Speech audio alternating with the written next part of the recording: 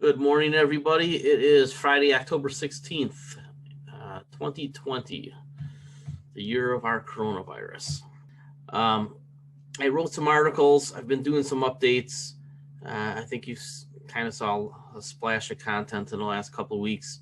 I made an offer to former subscribers to get them back in at the founders rate that they had probably had in the past.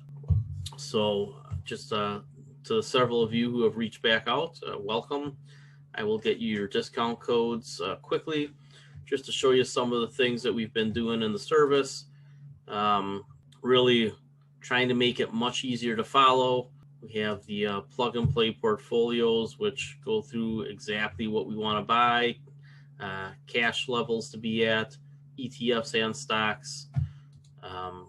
We've expanded the chat, ask me anything, the regular one, swing trading thread, for those of you who want to swing trade, retirement income, talking about generally selling options.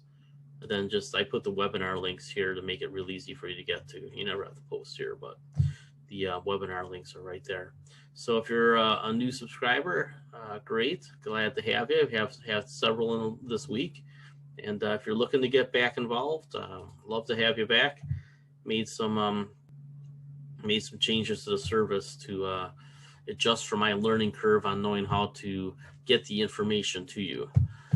So good till cancel limit orders for ETFs.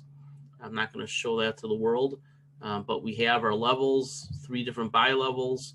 Again, we talked about it the other day, is what you want to do. I'll show just QQQ because I think, you know, everybody should be buying QQQ nowadays. If you're not a QQQ investor, let's talk, because you need to be. It's the best index out there. It's a great core holding. 239 on QQQ is where we really want to start scaling in. And I think that this line right here, see how this is a peak and it happens to be right at a Fibonacci level, not just this green one, but the retraces. So look at the retraces.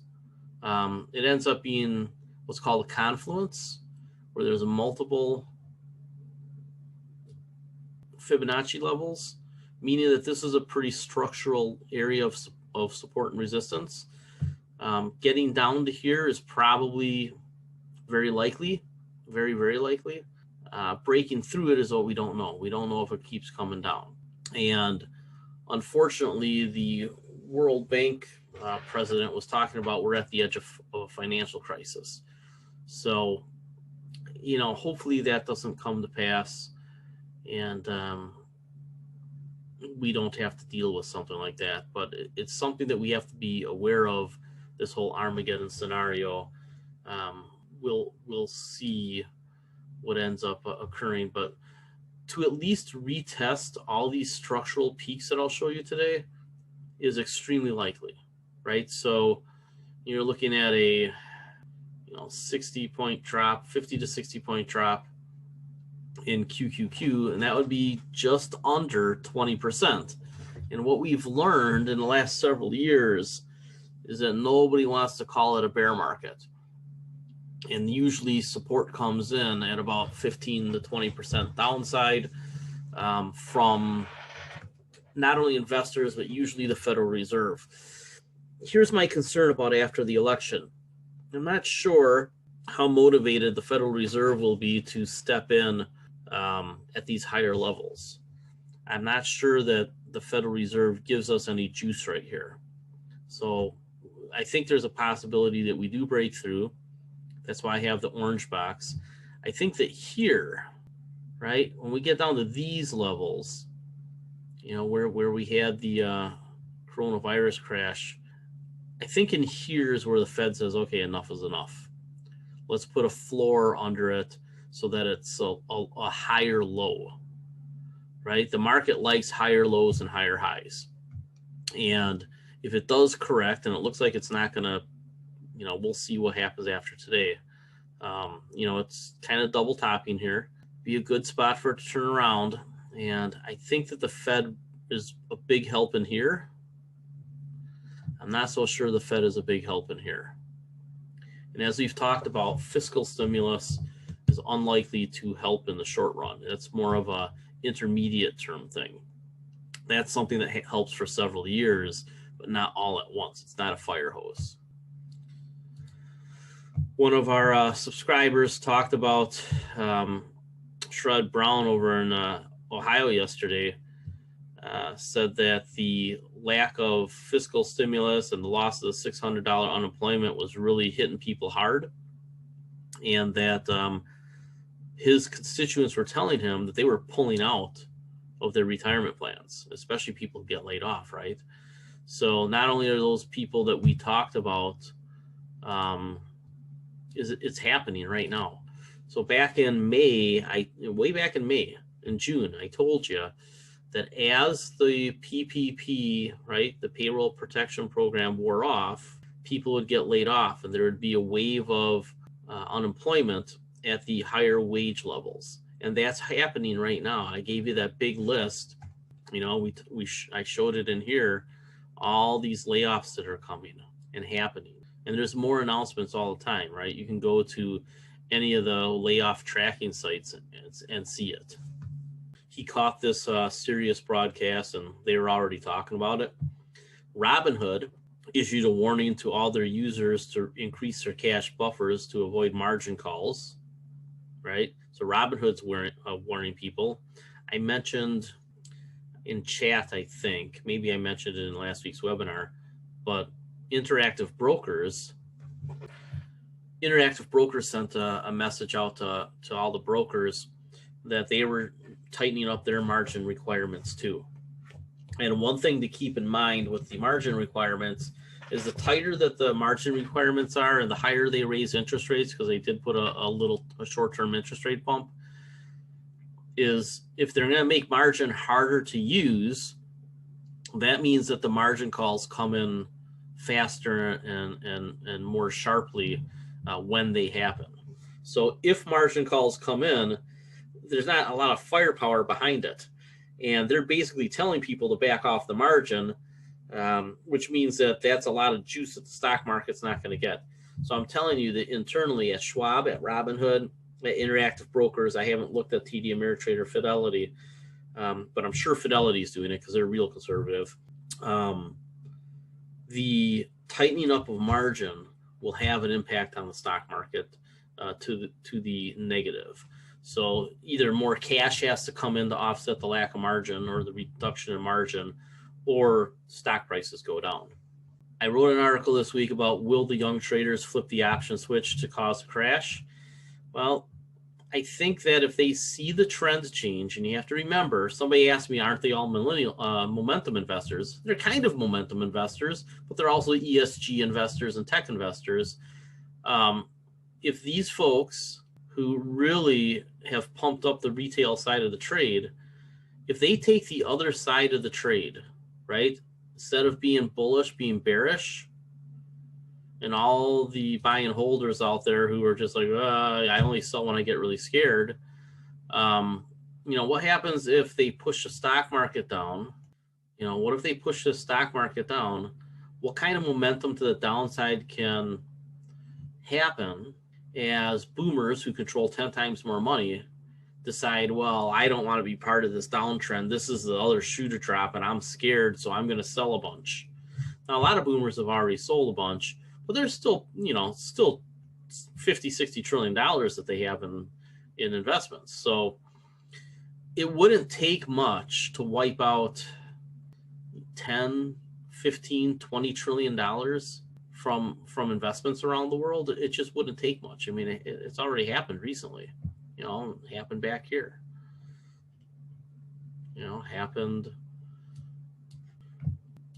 Happened here. Just happened faster. So 2-year bear market, 2.5-year bear market, 1.5-year bear market, 1 month bear market, 3 month bear market, 2 month bear market, right? Things have sped up, really sped up. So where we are now is, take a look at the daily chart.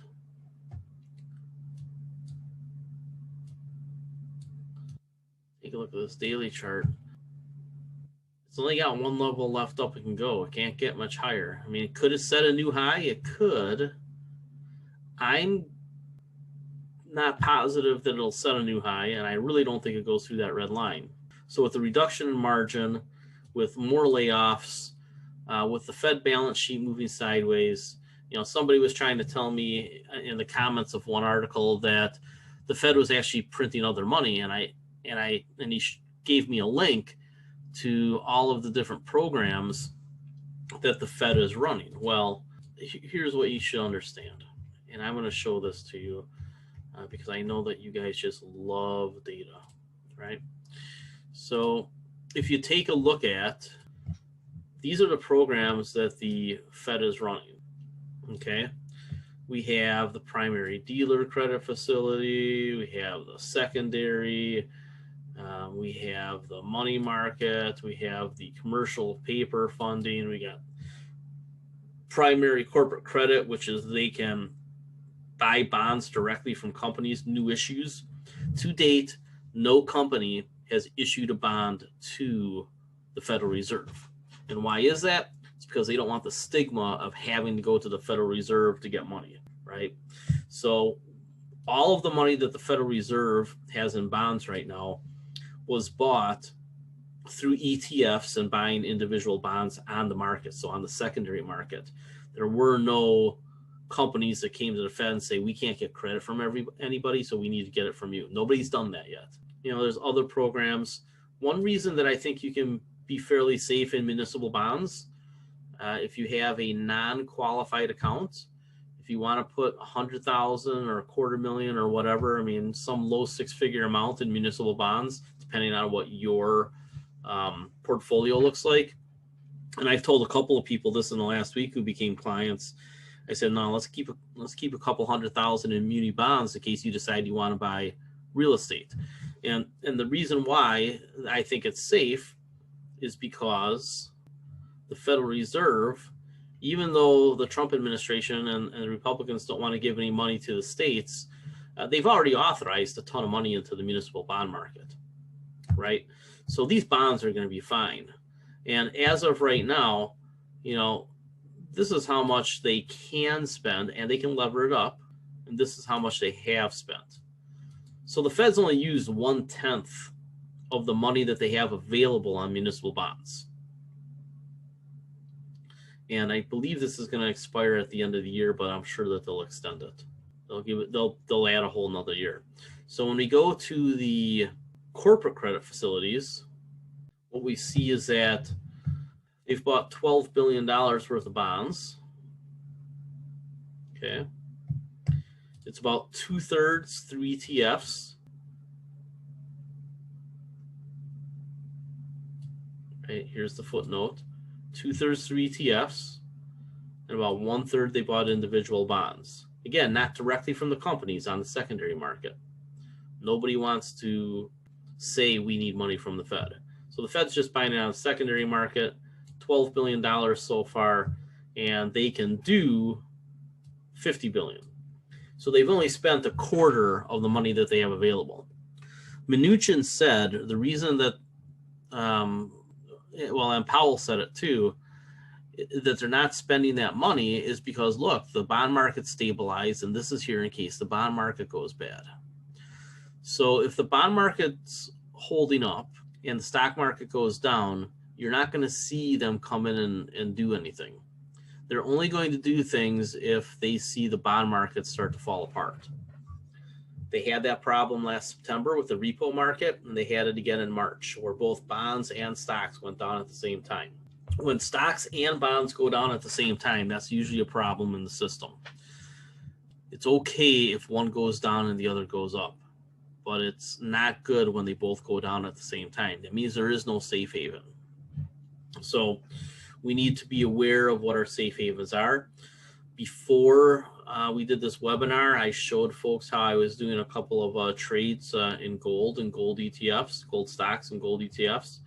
I do think that that is one of the places where, even though it can go down in price short term, the response, the counter-cyclical response from the Fed if anything really goes haywire, right? If stocks and bonds go down at the same time, is very bullish for gold. So the articles I've written about gold, I mean, I think you really need to take them to heart, because the world's just not going to get better quickly. World Bank's telling us, International Monetary Fund's telling us, European Union's telling us, Japan's telling us, China's telling us, most of our people here are telling us this is going to be a recovery that, even though I think aggregate demand starts to pick up pretty quick whenever we have a vaccine, hopefully second half of next year, the problem is that there's been so much damage done to small businesses that it probably takes a couple of years for people to have the money to start investing again, which is, what pushes stocks back up. So we're going to want to buy the corrections here over the next quarter or two or three, maybe, to get positioned into our barbell. And this is really what we need to focus on. These are the things that have been doing well. These are the things, crypto's done great, gold's done great. REITs have not come back yet, only partially off the bottom. And now they're settling back down. And I have a basket of REITs that I'm going to give you next week.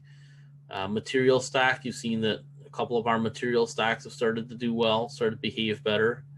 I think there's another pullback on almost everything, though, that you're going to need to be a buyer. And so you need to buy these on the dips. You need to buy these on the dips. And there's a handful of other things in between. So I showed some signals this week. Utilities, when utilities roll over but are still beating the S&P 500, that's usually not good, right? You had this divergence over here. That means that investors are being defensive.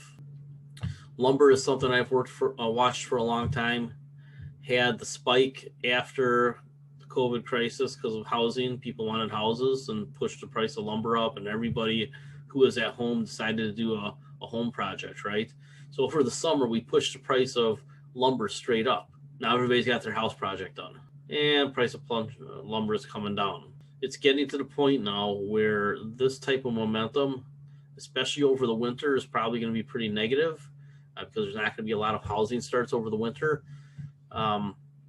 This is almost always universally bad for the stock market. Again, for several months, maybe a quarter or two or three. When lumber trails gold, that's bearish. So that crossed over almost a month ago now. Again, nothing's perfect, but these signals work like 85 to 90% of the time. Smart money, dumb money. Again, since that September correction, everybody's red hot on the retail side to get back in the market, but now they're getting their margin reduced. Smart money sold into the rally.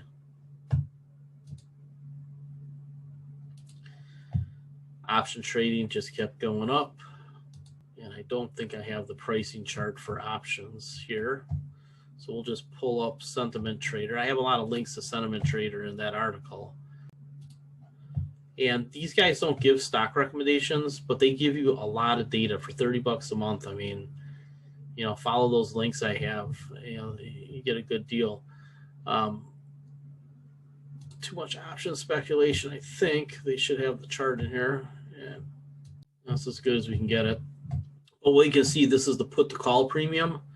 Normally the range is kind of in here. And anytime you get below this red line, that means the puts are just way too cheap compared to calls. So the price of calls are very high and the price of puts are very low. That means that if you want to be a covered call seller, this is a great day. Market's up. I mean, really seriously, this afternoon, you should be selling covered calls on anything that you want to take a couple bucks off the table. I mean, if you don't want to trim something, if something's a long-term hold, I really do recommend selling some covered calls today. Premiums are high. Stock market is high. I think you sell January or December covered calls. And, I think if you sell the Decembers, you got to, little less premium, but maybe a little less likelihood of getting called away because we might rally in January because of the January effect. However, I think the layoffs might offset that.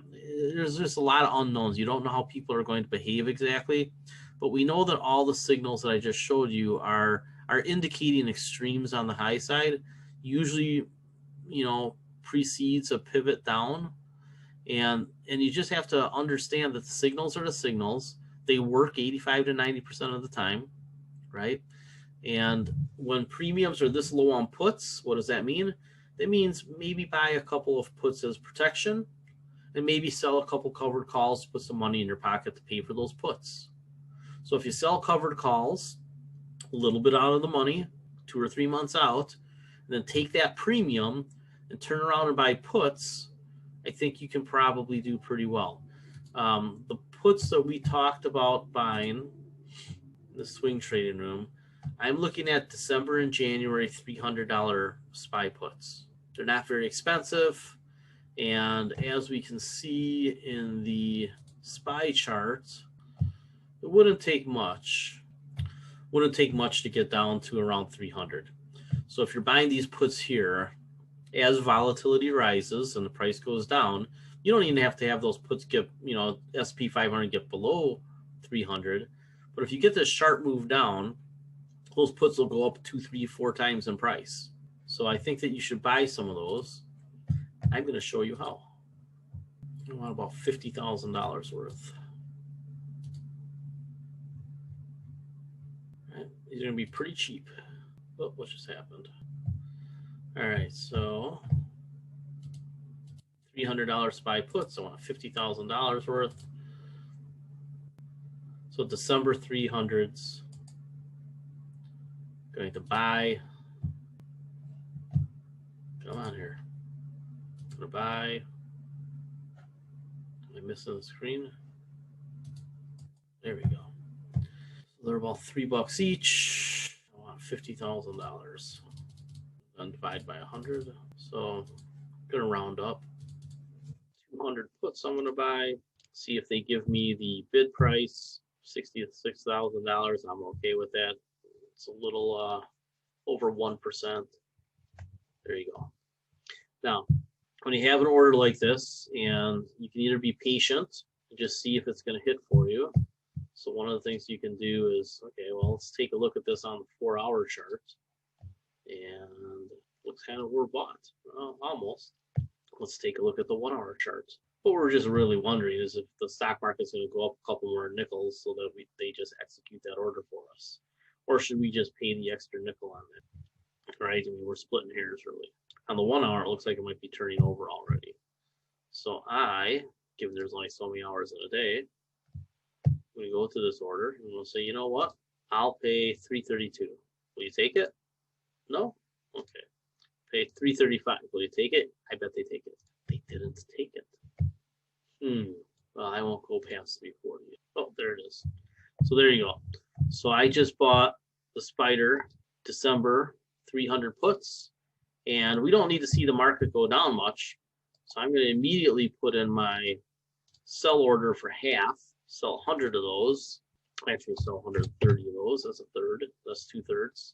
And 6. Well, let's just call it a round number. Let's make it 7. All right, so there you go. And again, you don't have to be perfect on those because you're going to manage these every week. Actually, every day. If you have an option position, you have to look at it every day. Not twice a day, not 3 times a day, until the day that you think there's going to be action. But you need to check every night, right, to make sure your order is about right. And then if you're getting close to executions, that's the day that you're going to have to check in more often.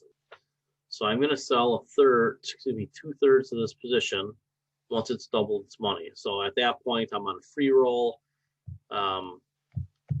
And then I can just deal with the other part of the position. Now, let's suppose momentum is going down really, really fast. Easy enough to change that to 10, right? I'm going to shut that down because I have nothing else to do right now. All right, so people had some questions. Ask me anything thread. Could you discuss what you think will happen to capital gains and dividend taxes if Biden wins? Exactly what he said is going to happen, right? He's going to make most taxes taxable as income. and then just give a break to small investors, right? So if you're making 400,000 plus, your taxes probably go up a bit. If you're making over $1 million, your taxes for sure are going up. That's who he's targeting, because that's where the bulk of the tax breaks fell under Trump. And he's going to make permanent, I believe, he's going to make permanent all the tax cuts on the middle class. That's what's in his plan. We'll see what happens. I'm not positive that I understand this. You discuss if IRA withdrawals will be at capital gain tax rates, I guess is what you mean. No, IRA withdrawals are never at capital gains. They're always income. Now, the withdrawals that people are going to make this year from their 401ks and retirement plans can be repaid back over 5 years. And again, we've talked about this. There is not a lot of money on the sidelines, because most of the money that the boomers took out that you see in money market accounts will never ever get reinvested. They're just too afraid to do it. They're just too afraid to do it. Now, can the market go up after it corrects? Well, for sure. But the reality is that these money market numbers have not gotten out of whack. There is not that much money on the sidelines. Every time somebody says that, it just blows my mind. Baby boomers are spending their money as they take it out. Most of them. There are strategic investors, right, among the 10% of us that have money. But 90% of the population, they're never reinvesting until they get a job in the 401k. And then EMQQ is something that I added to our target list. And this is emerging markets, internet, and e-commerce. It's traded very well. You see that I'm comparing it to NASDAQ, the QQQ. It's basically tracked the QQQ, but it's international, so that lowers your volatility. It's two volatile things together to lower your volatility, right? Two negatives make a positive. That's exactly how that works.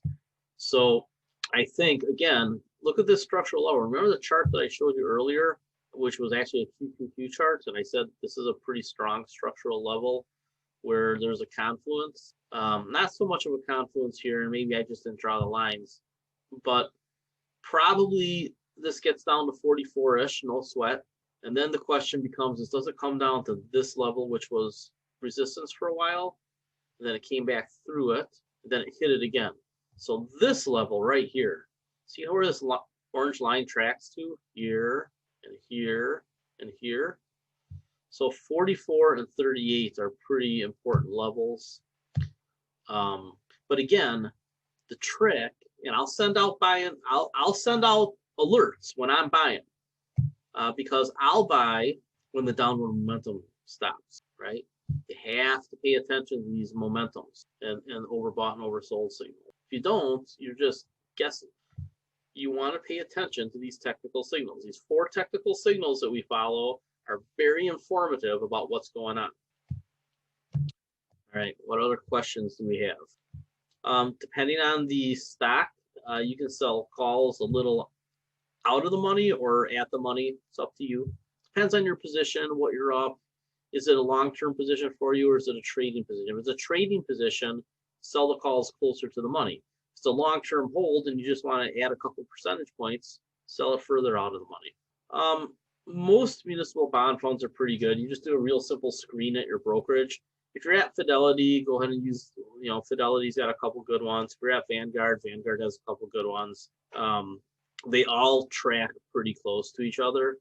I would use 2 or 3 different municipal bond funds, a shorter term one and an intermediate term one. You could even make one of them an insured bond fund, although I don't think it's necessary because the Fed is really the insurance.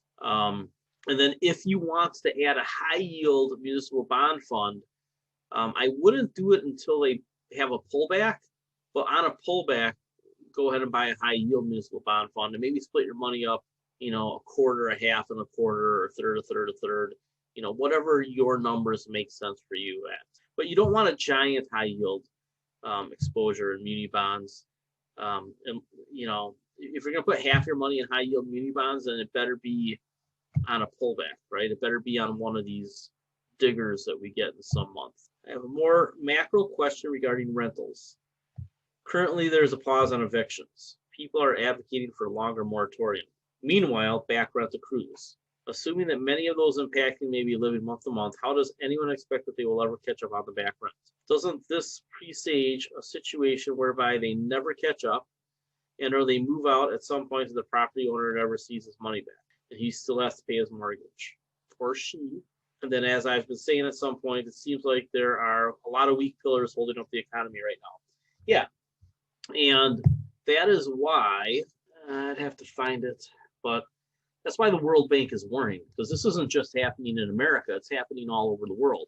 I've been trying to tell everybody that this rally is not supported by the fundamentals. It was just Fed money juicing things up.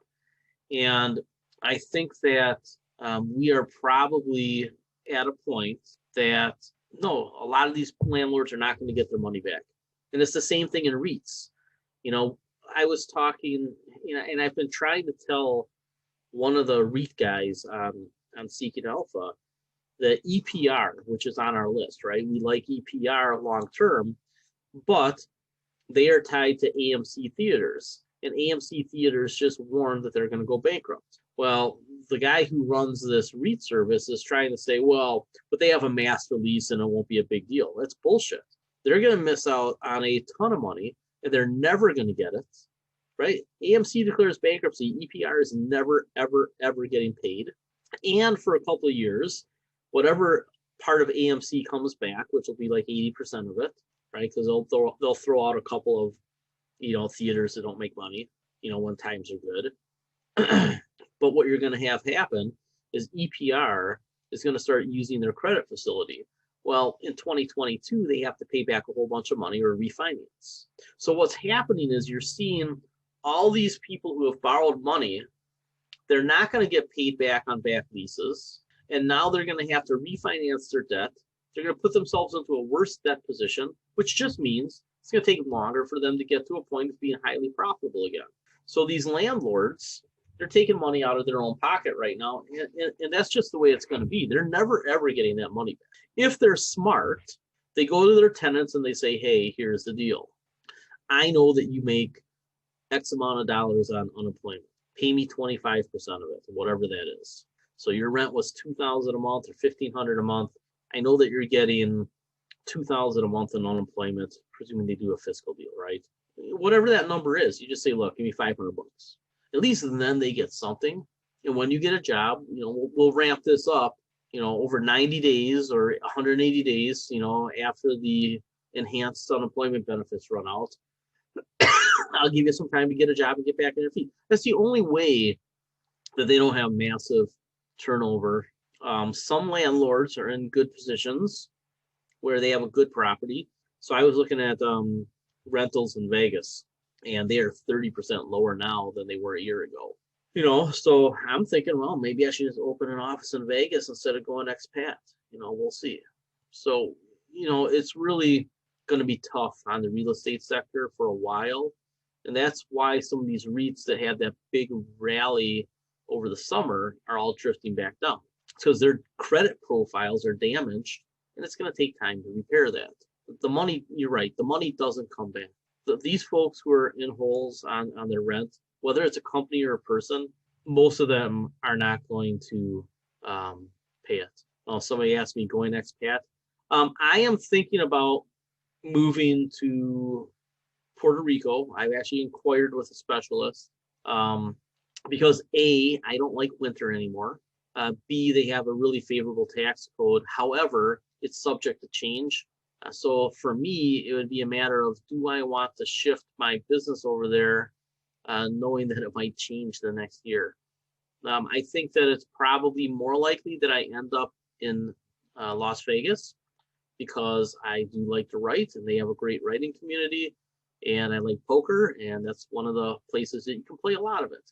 So I probably end up in Nevada, is my guess, and I just travel a few months a year. But if I end up in Nevada, that means that what I save in state income tax will basically pay for the mortgage that I would take out in Las Vegas. So that's probably where I end up. But I really liked Puerto Rico, and I've talked about that before. Here's the thing with Australia. It is difficult to get there, right? It's difficult to do it. And I do want to be close to my grandson. So I don't want to be, a day and a half flight and difficult, because they'll come out to Vegas and they'll come to Puerto Rico, but getting them to Australia, I've looked into Portugal. I've looked at a couple places in Europe, and for me, expat with Puerto Rico means I only have to be there half the year. I could do Puerto Rico for half the year, but most other places, to get the tax breaks anyway, I have to be out of the country 330 days a year. I don't want to be out of the United States 330 days a year. And the foreign earned income credit, which is like $105,000, I know that sounds like a lot of money to quite a few folks, in the Midwest, especially because our incomes are lower.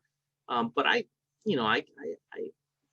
almost have an East-West Coast income. So for me, the $100,000, thing to be out of the country so much, it's not worth it. I'm not saving enough to pay for the travel. And for me, the tax break is really just to pay for the travel. I'm not really trying to hide money. I'm not setting up foreign structures. I'm happy paying my taxes. But, the weather, dude, I just don't want to be in Wisconsin in the winter anymore. So, I was reading articles about tax shelters. Man, some of the stuff that people do, millionaires. I mean, I'm talking millionaires and multi-millionaires. Just want to show you something. Rogers tax, Bloomberg yesterday. A billionaire filed false tax returns right here for 15 years, and he's not going to get jail time. Now, it's because he narked out a different billionaire who was skirting the system. Some of these billionaires and 100 million, 9-figure wealth, 9 and 10-figure wealth, and 11-figure wealth in a handful of cases, they are avoiding billions of dollars of taxation. So when Biden says this is who he's going after, you should be clapping your hands, because these are the biggest tax sheets in the world. He just did it in the secondary markets, the stock market. Pay your goddamn taxes. So there's a lot of room to go after that money if they're serious about it. And leave us alone in the middle class, right? Us 5 and 6 figure earners, they don't have to pick on us. So, in any case, that was today's politics. IVZ. I really don't want to talk about stocks today. Stocks are for the Monday call. That's right. We talk about stocks behind the firewall. Yeah, there's there are definitely tax reasons to go to Puerto Rico. And it's great that you only have to spend half the year there to get them. The problem with Puerto Rico is all infrastructure, but I will tell you, the northern half of that island, from the Rincon area, swing all the way on through San Juan, avoid some of the crummy neighborhoods, then all the way to the east side by Bat National Park and over to there's some expat communities over there. The northern half of that island, A, is very expat friendly. B, just beautiful, and it has most of what you need. I mean, will you have to drive a half an hour or an hour to get to Home Depot instead of 10 minutes? Yes. Are there as many Walmarts, or is there as many of the things that you probably like? I live a mile from a street that has everything. It's Menards, Home Depot, and Lowe's within 3 blocks. It's Kohl's. It's 4 different grocery stores. It's 50 freaking restaurants. You don't have that in Puerto Rico in most spots, but if you are willing to go through a little extra effort, if you're willing to put some money into rehabbing a building, and I don't want to live right on the beach. I just want to be able to see the water, so I'm okay being halfway up a hill and being able to see the water. Puerto Rico is really nice. If you haven't been there, the potential for that country is off the charts. I think it's just a matter of do they get it right. Right? Who knows? Who knows if they get it right? Right, yeah.